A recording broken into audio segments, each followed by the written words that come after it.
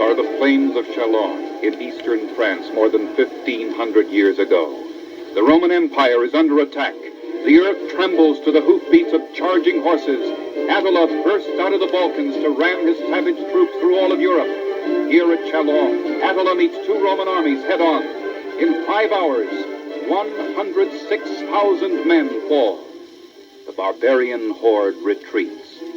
Western civilization is saved from extinction. But this is a struggle that will be repeated again and again as man learns that what he cherishes, he must protect.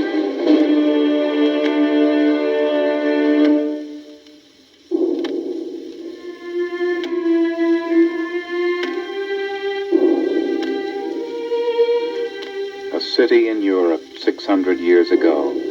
A church bell tolls. The death wagon rolls through cobbled streets. People cough and convulse. Crowding, lack of sanitation have brought the dreaded plague. The life of the medieval city with its commerce, its art and architecture is one of the triumphs of man. But out of the swarming streets come recurrent disease and disaster. Slowly, man learns the nature of epidemic. He discovers its treatment and prevention. With the health of the people safeguarded, man's great cities will grow and flourish.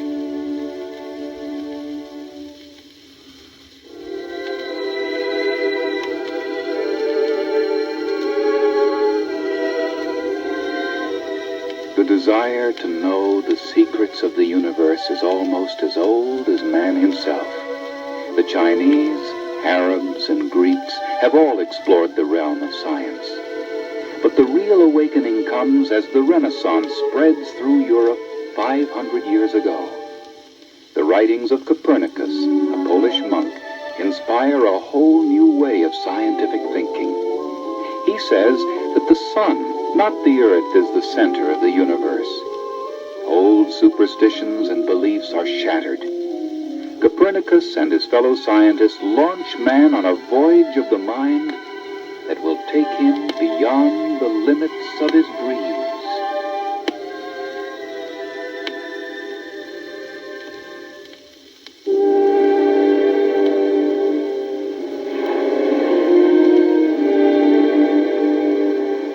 Man's restless spirit urges him to discover what lies beyond the far horizons, but he fears the unknown edges of the world, and his ships sail close to shore. Columbus has another idea, and he heads 3 small ships out into the unknown sea. Food supplies dwindle, mutiny threatens. But after 36 days, Columbus sights San Salvador, America. Columbus and the brave adventurers like him snap the physical bounds of man. Their voyages change the whole course of Earth's history.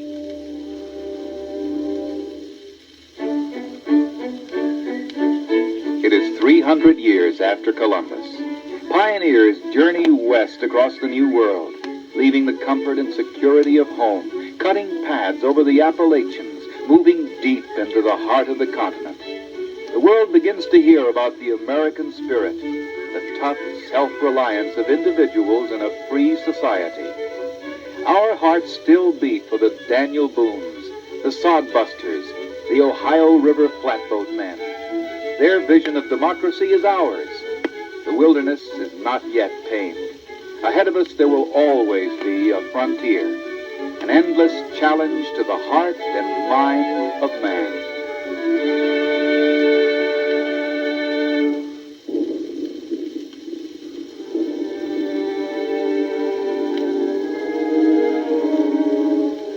The Civil War presents the greatest threat to our nation. A grave moral issue is at stake. But the thunder dies, and as the smoke clears from Vicksburg, Pickett's Ridge, Chancellorsville, the nation is reborn. We are one people under God, moving ahead together, united and free. Slowly the wounds of the Civil War heal, but the scars remain.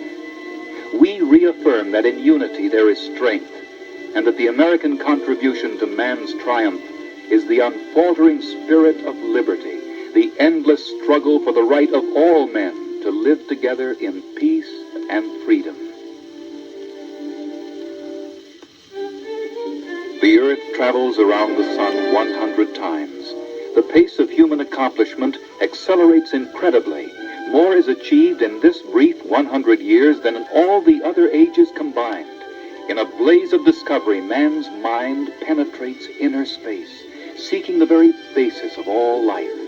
He explores outer space, freeing himself from the planet which has held him for almost 2 million years. This is man's nature. Where there is truth, he must find. Where there is danger, he must overcome.